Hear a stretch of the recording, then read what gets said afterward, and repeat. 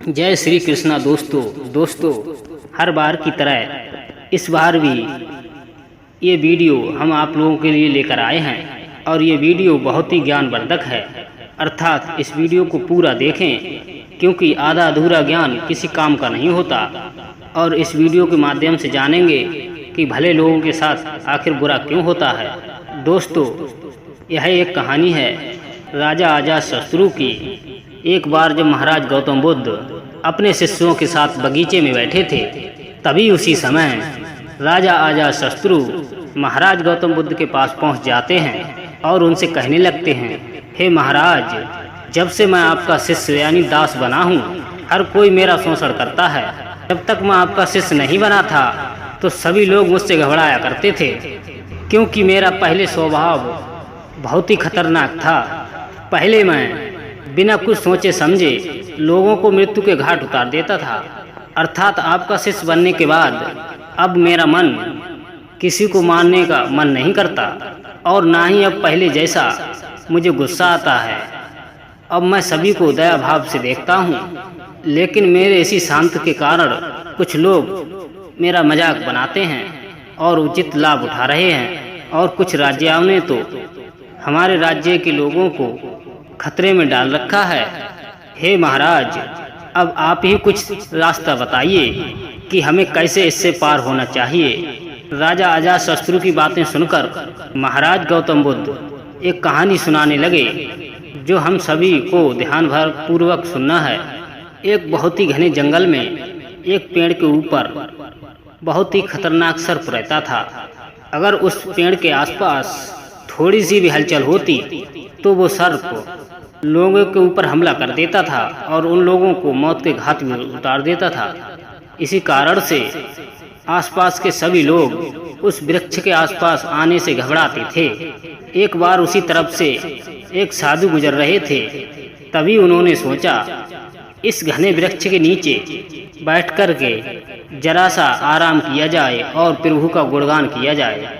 तभी उसी समय कुछ गांव के लोग वहां से गुजर रहे थे।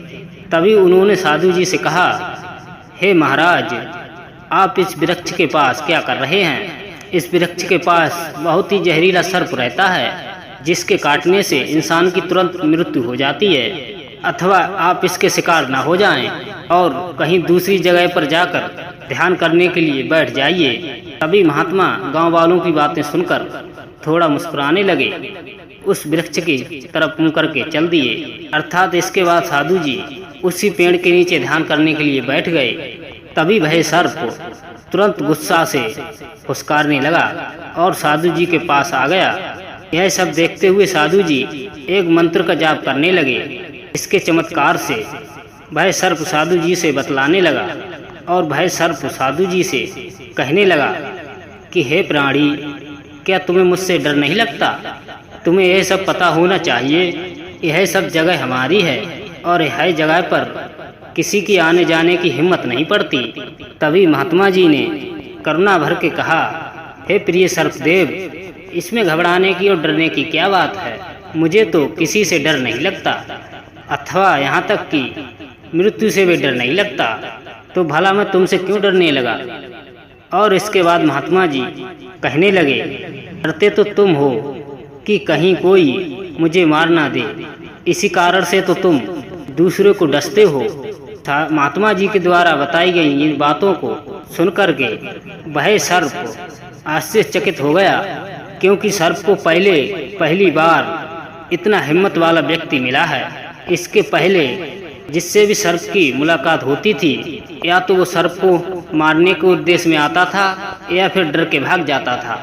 तभी महात्मा जी की बातों को सुनकर वह महात्मा जी के चरणों में गिर पड़ा और उनसे कहने लगा, हे महाराज, आप सत्य कह रहे हैं, जो कुछ भी किया है अपनी रक्षा के लिए किया है। इसके बाद महात्मा जी सर्प को समझाकर वहां से चल पड़े। सर्प भी साधु जी की उनकी सब बातों को सुनकर निर्णय ले चुका था कि अब वो किसी को नहीं डसेगा। इसके बाद सर्प अपने गुस्से को त्याग कर दूसरों को काटना बंद कर दिया, लेकिन इसका परिणाम बहुत ही बुरा होता है। जब गांव वालों ने उसे देखा कि यह सर्प तो दूसरों को काटता था और इसने अब सर्प को ने काटने के लिए इंसानों को बंद कर दिया है। तभी सब गांव वाले उसका फायदा उठाने लगे। जो पहले उससे डरकर दूर भाग जाते थे वो सभी लोग उसे पकड़ते हैं और कुछ लोग तो उसे देख करके ईंट पत्थर मारते हैं, जिससे सर्प ज़्यादातर घायल हो जाता है। तभी वह सर्प अपने जीवन का कठिन से कठिन समय बिता रहा था।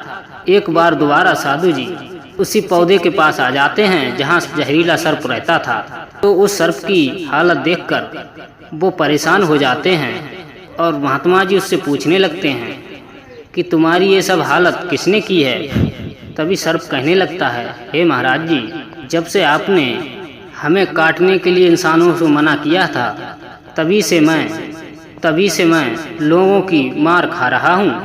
तभी सर्प की बातों को सुनकर महात्मा जी ने कहा, मैंने तुमसे कहा था बिना कारण के किसी को मत डसना, परंतु मैंने ये नहीं कहा था कि अपनी रक्षा के लिए फुसकारना भी छोड़ दो। साधु और सर्प की यह सब कहानी सुनाने के लिए महाराज गौतम बुद्ध राजा अजातशत्रु से कहने लगे कि हे राजन, तुम्हारे समझ में क्या आया? क्या तुम भी तो हमारे सर्प की भांति उल्टा अमल नहीं कर रहे? क्योंकि मैंने भी तुमसे भी यही कहा था, अपने क्रूर स्वभाव को त्याग करो, परंतु एक राजा के कर्तव्य को छोड़ने के लिए कभी नहीं कहा था। तुम्हें पहले की ही तरह पुख्ता होकर राजा का कर्तव्य निभाना है। तुम्हें अंदर से एक साधु अथवा बाहर से एक राजा की तरह शासन करना होगा।